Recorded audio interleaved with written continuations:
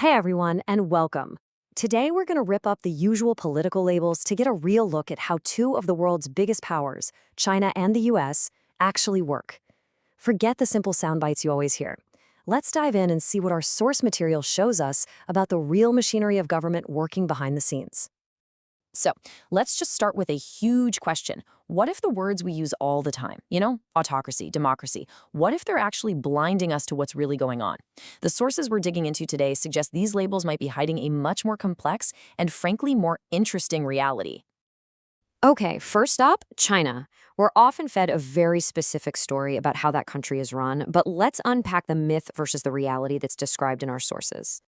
Right. So the myth, especially in the West, is pretty simple. China is this top-down dictatorship where one leader snaps their fingers and a billion people just fall in line.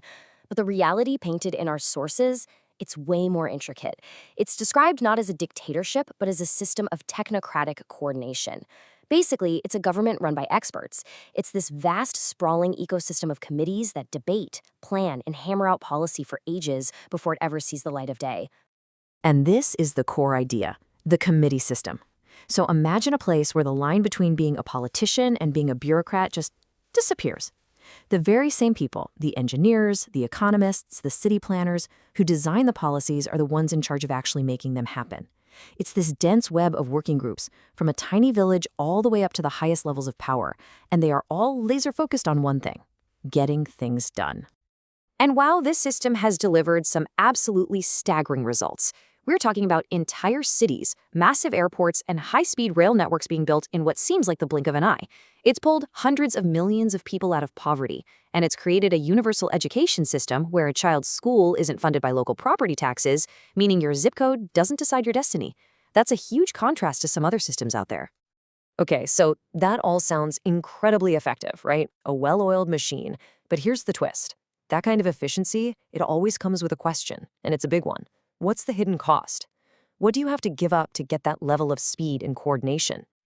And this quote from the source material just hits the nail on the head. It captures the central problem perfectly. The same control that makes the system so efficient can also make it incredibly rigid. When every debate happens behind closed doors and public criticism is seen as a threat, the system becomes fragile. It loses the ability to adapt or fix its own mistakes because it's deaf to the very feedback it needs to evolve. All right, so let's switch gears. We're going to take that same myth versus reality lens and apply it to the United States, a system that a lot of us think we know inside and out. The myth, you know this one. It's iconic. It's practically woven into the DNA of the country. This idea of a government of the people, by the people, for the people. It's the ultimate ideal of American democracy, right? The system where every single voice is supposed to matter. But then you look at what our source material lays out, and, well, it's a starkly different reality. The main argument here is that American democracy has been, for all practical purposes, hijacked by money, that politics has become less of a battle of ideas and more of a battle of fundraising. The sources call it a money machine. Just chew on this number for a second: 12,000. That's how many registered lobbyists there are in Washington, D.C. Let me put that in perspective for you. That's more than 20 professional influencers for every single member of Congress, all of them paid to shape laws to benefit their corporate clients.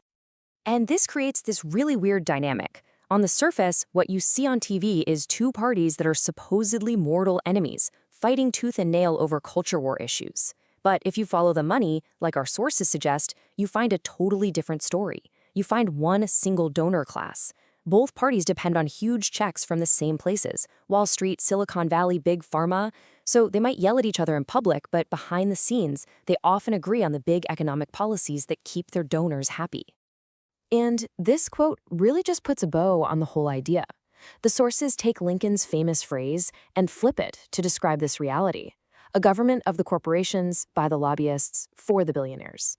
In this view, democracy didn't just disappear, it was just bought. So you might be wondering, how does a system like this keep going, especially when polls show most people aren't happy with it? Well, the sources suggest it's all about managing public perception. In China, that's done through direct control of information. But in the US, it's done through what the sources describe as a very powerful, very profitable engine of distraction. Just look at this. It's kind of mind-blowing.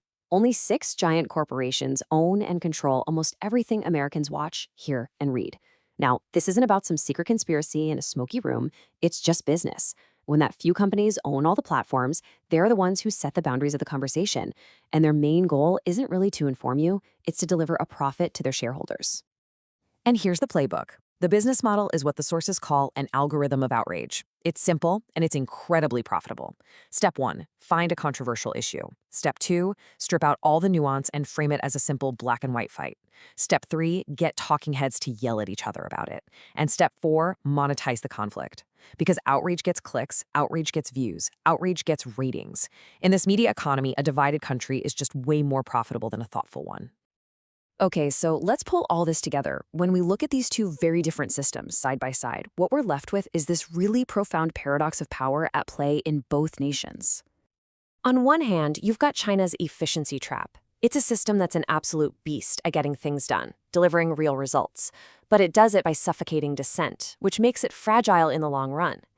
And on the other hand, you have the freedom illusion in the USA, a system that champions freedom and choice, but has become so gridlocked and paralyzed by money and politics that it struggles to actually function for most of its people. So where does that leave us? Well, maybe the point isn't to sit back and decide which system is better. Maybe the real takeaway from all this is a much more personal question. Are we, in our own countries, willing to take a hard, honest look in the mirror and do the difficult work of fixing our own systems? That's something to think about. Thanks for tuning in.